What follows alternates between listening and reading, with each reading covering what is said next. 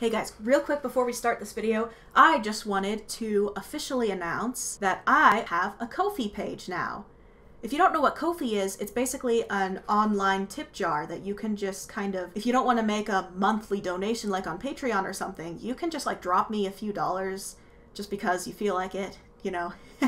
It might be one way for me to try and start making more income considering my AdSense revenue is a joke. But I also want to make it clear with this announcement, this is completely optional. Please don't feel pressured to give me anything. It's honestly good enough for you to just watch my videos for free. So if that's what you've been doing and that's all you want to do, then go for it. I'm happy.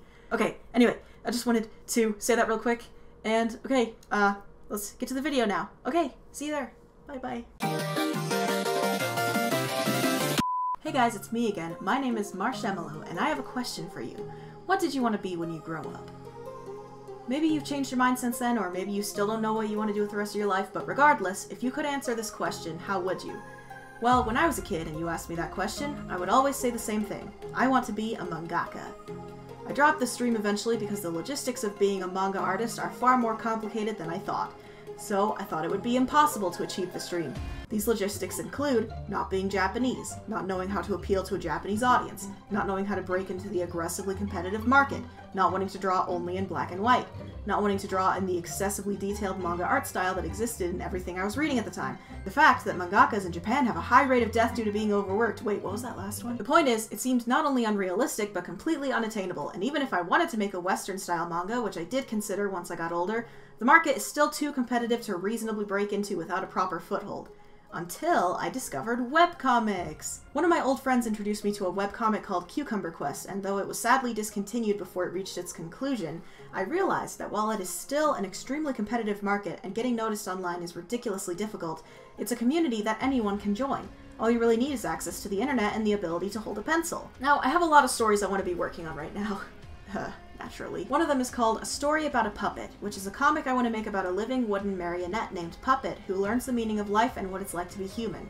Another is one I'm referring to as Project Checkerboard until I come up with an actual title, which is about a life witch who falls in love with death and has to traverse through the 4 kingdoms of hearts, spades, clubs, and diamonds in order to find him again.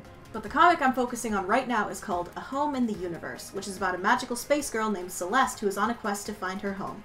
You see, for most people in this universe, biological parents don't exist. Well, not usually.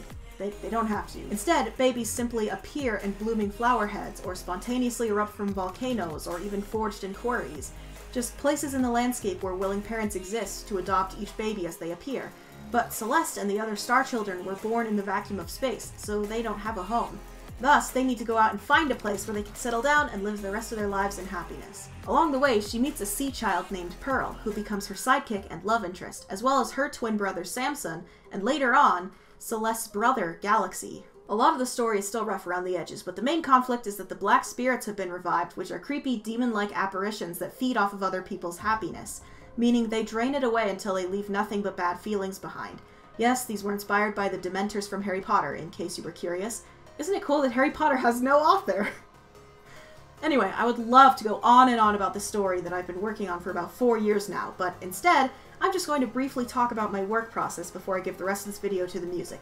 However much will be left after I speed up this process. Now, my main setback is that most professional comics these days are drawn digitally, but I have a lot of difficulties with digital art, and no matter how I've tried it, it's always less work for me to just put the dang thing on paper. That's why I've decided that all my comics will be drawn traditionally, even down to the occasional repeat environment shot or redoing a page from scratch if I realize I've made an irreversible error. I will do some things digitally, of course. I created a custom font that I use for text, and I usually touch up minor mistakes on the computer, but I'll be limiting myself to those few exceptions. As for actually drawing up a new page, the first thing I do is compare the new page in my head to the previous page, unless of course it's the first page where nothing came before it. This is to keep track of continuity. Next, I decide the panel layout and use a ruler to make the sketch lines perfectly straight before filling in the contents, including rough text and word bubbles. I try to keep general rules of composition in mind while I do this, although I often skip out on certain elements for the sake of time. If a character is experiencing an extreme emotion, they'll be even more cartoonized, and I also make use of varying panel shapes to get a certain energy across. Once I'm happy with the sketch, I trace the lines onto a new paper using my light box, and then fill in the color and the lines. Notice how I don't use the ruler for these final lines. I do that on purpose to keep everything looking a little wobbly because I like how that looks, and it also helps to disguise how impatient I am. Lastly, I do the digital touch-ups and add the watermark. And there we have it. If you want to read my webcomic, it's up on Tapas and Webtoons, but if you want to keep track of each individual page as they come out, check out the official website on Tumblr. I used the webcomic theme for it to try and get it looking professional or something. It doesn't show up properly on mobile, but that's fine, I guess. Not much I can do about that. But anyway, thanks for watching. I hope you enjoyed your time here, and I'll see you in the next video. Bye!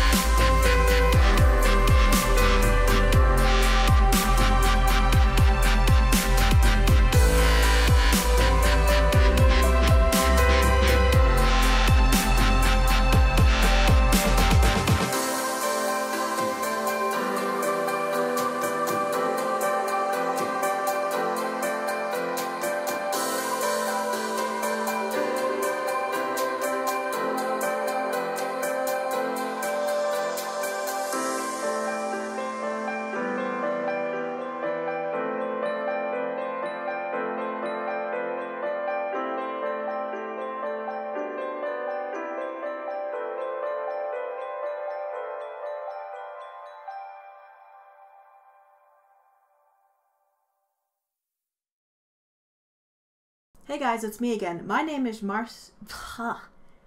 Already.